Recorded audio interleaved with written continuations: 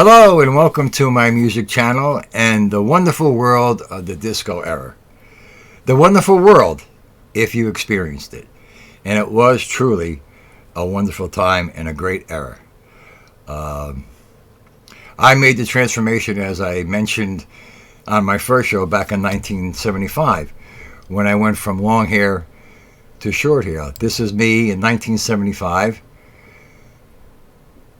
And this is when I made the transition in 1975.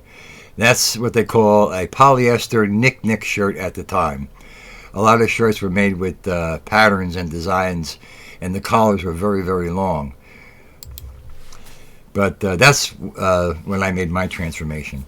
Now, Disco Demolition Night, that's what we're going to talk about, and that's what I'm going to show you. Disco Demolition Night was a Major League Baseball promotion on Thursday, July 12th, 1979, at Comiskey Park in Chicago, Illinois, that ended in a riot. It ended in a riot. At the climax of the event, a crate filled of disco records were blown up on the field in between the Chicago White Sox and the Detroit Tigers. Many of those in attendance at that time, they just came just to see the records get blown up. They didn't even care about the baseball game. After the explosion, they all rushed out on the field and they started to riot. So what was that all about? And the fans destroyed the whole field. So the game was forfeited. And they accomplished absolutely nothing. You'll see by the video. They looked like a bunch of fools. And we, who are into disco, we're just looking at them and shaking our heads and saying, what are they trying to prove? They proved absolutely nothing. What, they blew up some records? Because disco had dominated everything. Disco was all over. It was an explosion. It was the music. All the radio stations were playing it. It was the dress, the fashion. It was class. It was a great era. And unless you went through that era, you really don't know or can know what I'm talking about, only by what you heard. But I'm telling you, it was one of the greatest eras that there ever was, and probably ever will be. And I'm glad that I was a part of it. Now let me show you this clip of Disco Demolition. Watch how they act. Disco sucks! Disco sucks! Disco sucks! July 12th, 1979. A twilight doubleheader at Comiskey Park. The White Sox versus the Tigers. Between games, 24-year-old Steve Dahl, a popular disc jockey for Chicago rock station Loop 98, would take the field at the head of his so-called anti-disco army to blow up thousands of disco records. Every day I would play a disco record and rag the needle across it, and scratch it and then blow it up. But I tapped into something. There was an undercurrent of hatred for disco. In a few minutes, we're going to attempt the world's largest disco demolition. Admission that night was less than $1. If you also contributed an album. We have people come, 98 cents, you get in, bring a disco record, boom. Unusual promotions were nothing new at Comiskey in the late 1970s.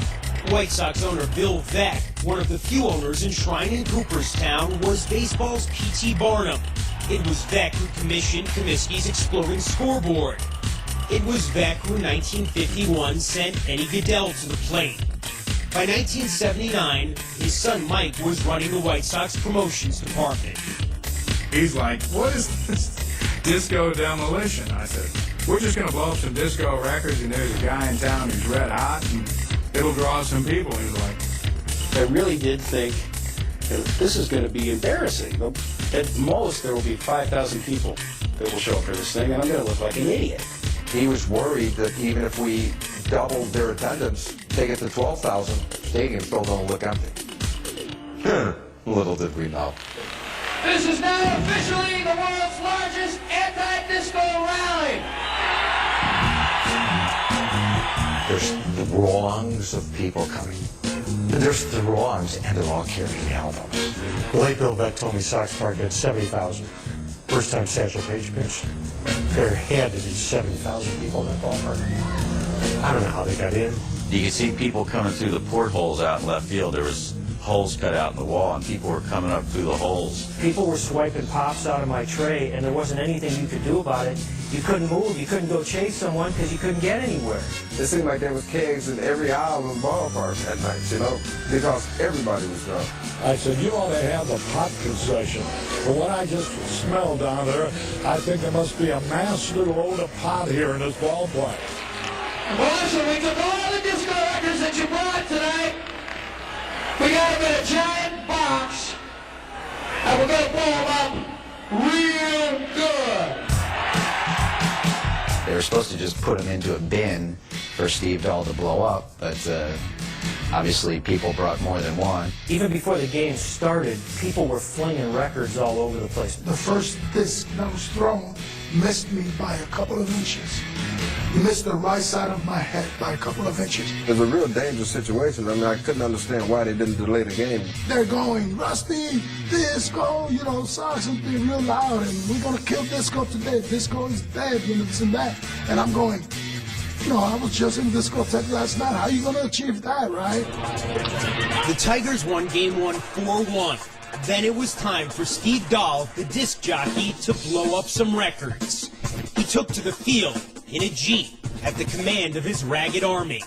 His troops greeted him as a conquering hero as he seized the microphone.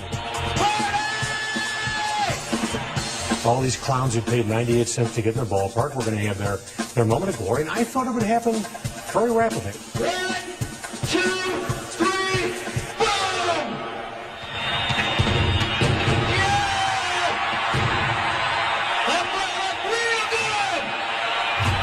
I mean, there was a flash and a stream of broken albums.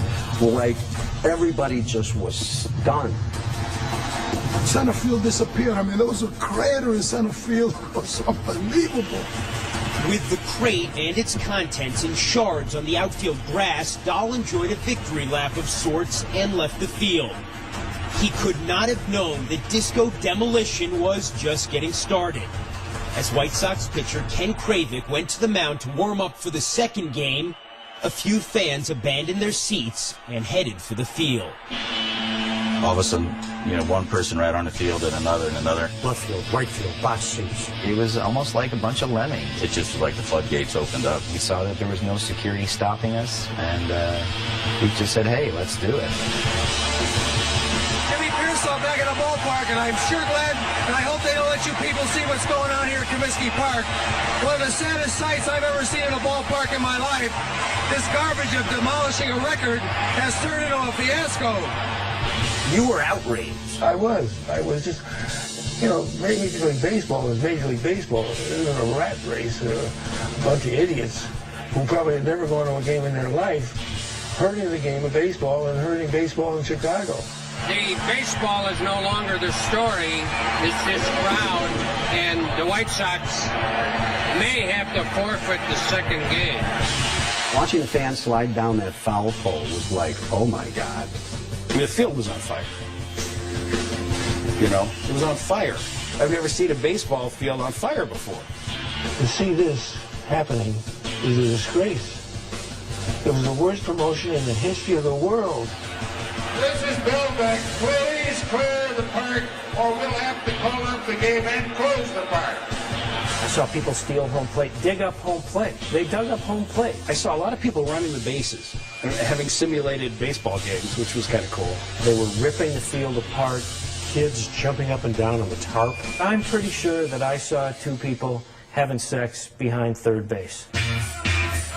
Not even Harry Carey, then the White Sox announcer, could control the frenzied crowd.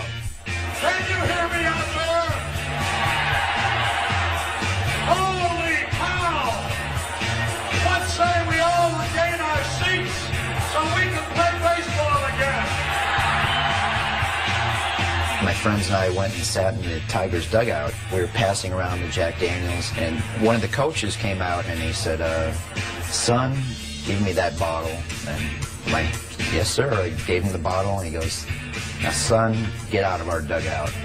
After nearly 20 minutes, Carey and Bill Veeck tried again, beseeching those who'd stormed the field to return to their seats. They even broke into song.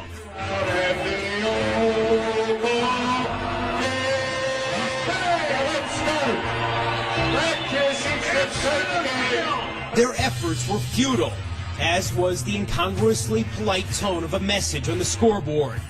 The fans simply wouldn't surrender the field for the second game. Now the police are out on the field. Boy, oh boy. They rode in on their horses, and the kids just ran for the hills. After nearly 40 minutes of mayhem, Comiskey Park's field was pockmarked with divots and debris. You go out there, you see puddles of my beer and stuff was wasted on the field. There was glass broken out there. It was a mess. With the anti-disco revelers finally off the diamond, the grounds crew attempted to make the field playable, even as Tigers manager Sparky Anderson argued it would be impossible to play. Dahl's Army had demolished disco, and in the process, Comiskey's field. The umpire-in-chief and the president of the league has declared that the playing conditions on the field will not permit them to play the second ball game. The White Sox were forced to forfeit. There were 39 reported arrests, but only minor injuries, among what some say was the largest ever White Sox crowd. It was a disastrous evening from my standpoint. There are no number of tickets that you could sell that would make it worthwhile. Dad thought I got hustled. He was always of the opinion that the station knew that it was going to be a lot bigger than I had any idea. I always took one great offense more than anything else. Don't blame us. We did a promotion that overworked. You got to give them credit, though. I mean, they did get a big crowd at the ballpark. That's stupid. You're stupid for saying that. I want to tell you right now. You talk to people in the radio business, and they'll tell you that overnight, stations stop being disco stations. The Bee Gees actually blamed me for killing disco, which I felt was a victory for me. I took that as a win. We did a promotion that caused a forfeiture. I regret that. As a cultural event, I'm kind of proud of it.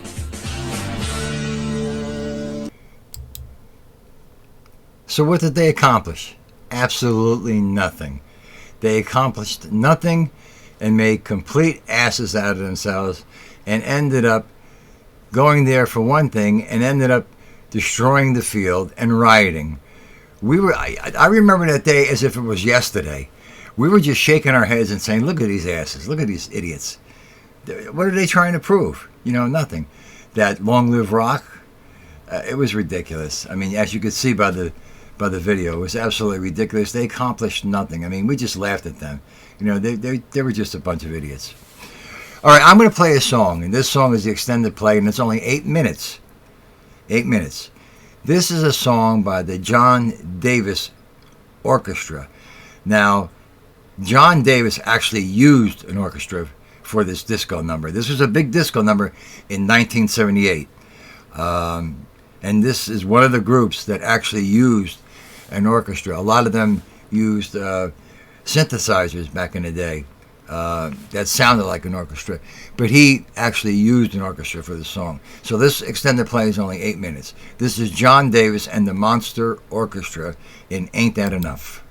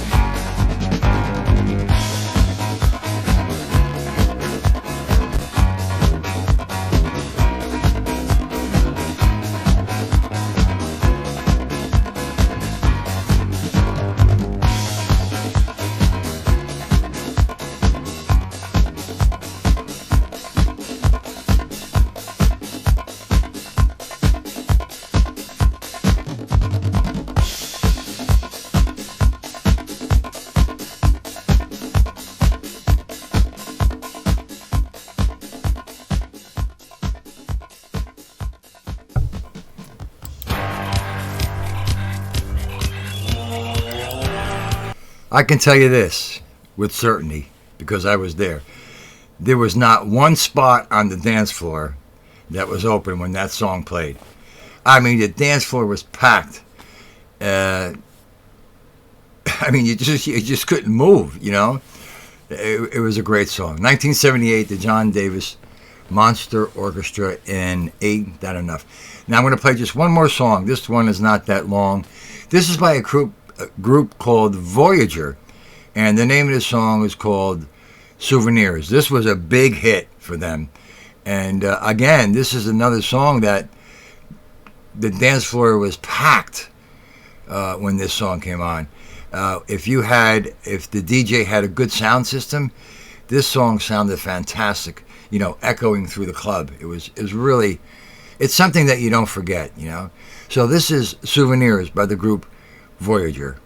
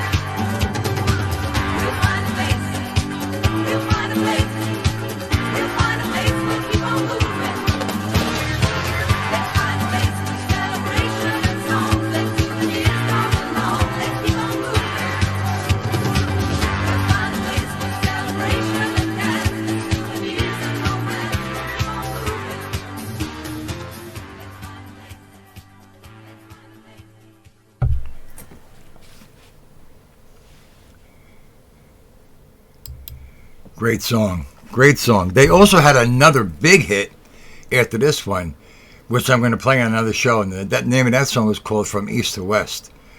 And that was another big hit for them. You know, something that came to mind is, you know those napkins that they put under the drink at the bar or the club?